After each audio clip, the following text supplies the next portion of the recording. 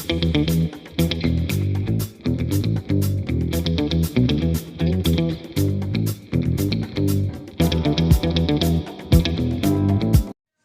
Friends, welcome my YouTube channel.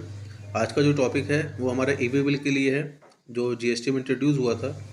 कोई भी goods को किसी भी स्टेट में भेजने के लिए या एक जगह से दूसरे स्थान पे भेजने के लिए ई-वे बिल बनाया जाता है। वो क्यों बनाया जाता है, क्या कंडीशंस होती हैं, आज उसके बारे में डिस्कस करेंगे। इस वीडियो को पूरा देखिएगा और ज़्यादा से ज़्यादा शेयर कीजिएगा। तो पहला क्वेश्चन आता है, ई-वे बिल की ज़रूरत कब पड़ती है। सरल शब्दों में समझा जाए तो इसी ऑनलाइन ई-वे बिल को कहा जाता है। ये बिल 50,000 रुपये या उससे अधिक मूल्य के सामान को एक जगह से दूसरी जगह पर ले जाने के लिए ज़रूरी है। माल और सेवा कर अधिनियम यानी जीएसटी की धारा 68 के अंतर्गत माल की आवाजाही शुरू होने से पहले पंजीकृत लोगों या ट्रांसपोर्टर द्वारा एक ई-वे बिल तैयार किया जाना चाहिए। सेकंड पॉइंट है, ई-वे बिल की वैधता समाप्त होने पर क्या करें। ई-वे बिल की वैधता समाप्त होने पर क्या करना होगा। यदि ई-वे बिल की वैधता समाप्त हो जाती है तो माल को स्थानांतरित नहीं किया जा सकता और इसको ट्रांसशिपमेंट की परिस्थिति में ट्रांसपोर्टर विस्तार अवधि और फॉर्म जीएसटी ई-वे बिल 1 के पार्ट बी में विवरण अपडेट करने के बाद वैधता अवधि को बढ़ा सकते हैं। मीन्स अगर ये इसकी वैलिडिटी ख़त्म हो रही है तो आप इसको स्थानांतरित नहीं कर सकते हैं गुड्स को, और पार्ट बी में इसको अपडेट करके इसकी वैधता बढ़ाई जा सकती है। और अगर ये इसकी वैलिडिटी ख़त्म हो गई है तो फिर नया ई-वे बिल ही बनता है और पुराने ई-वे बिल में कोई भी अमेंडमेंट नहीं होता है।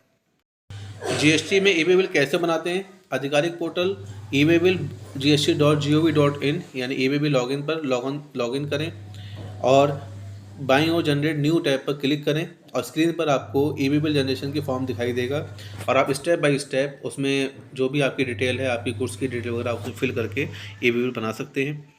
ई-वे बिल कितने प्रकार के होते हैं। सामान्यतः ई-वे बिल 2 प्रकार के होते हैं। एक तो नॉर्मल ई-वे बिल हो गया जिससे आपका माल का परिवहन हो रहा है, और दूसरा होता है बल्क ई-वे बिल। जब मल्टीपल एचएसएन कोड वाले कई प्रकार के सामानों का परिवहन होता है तो वो बल्क ई-वे बिल जनरेट किया जाता है।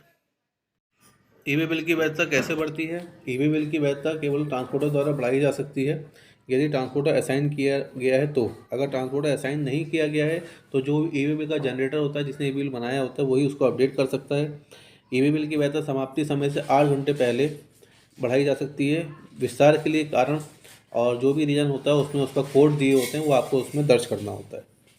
100 किलोमीटर की दूरी के लिए ई-वे बिल के लिए वैध कार्यकाल क्या है। ई-वे बिल की वैधता अवधि उसकी दूरी पर निर्भर करती है जिस पर वस्तु को स्थानांतरित किया जा रहा है। जिस प्रकार यदि यात्रा की कोई दूरी 100 किलोमीटर से अधिक नहीं है तो वैधता परिवहन की प्रारंभिक तिथि से केवल 24 घंटे के लिए लागू होती है। इसके अलावा वैधता प्रारंभिक परिवहन की तारीख से 24 अतिरिक्त घंटों तक विस्तारित होती है। ई-वे बिल की वैधता कौन बढ़ा सकता है। ई-वे बिल की वैधता केवल वर्तमान ट्रांसपोर्टर द्वारा बढ़ाई जा सकती है। यदि ट्रांसपोर्टर असाइन नहीं किया गया है तो जनरेटर अपडेट कर सकता है। ई-वे बिल की वैधता समाप्ति समय से 8 घंटे पहले और समाप्ति समय के 8 घंटे बाद तक बढ़ाई जा सकती है। ई-वे बिल के फायदे क्या हैं। ई-वे बिल के माध्यम से जीएसटी अधिकारी ट्रांसपोर्ट किए गए माल के बारे में ये सुनिश्चित कर सकेंगे कि इस माल का उचित तरीके से जीएसटी लगाया गया है या नहीं। ई-वे बिल के नियमों के मुताबिक टैक्स कमिश्नर या उसकी ओर से अधिकृत ऑफिसर को माल के ट्रांसपोर्ट होने के दौरान कहीं भी उसकी जाँच करने का अधिकार रहता है।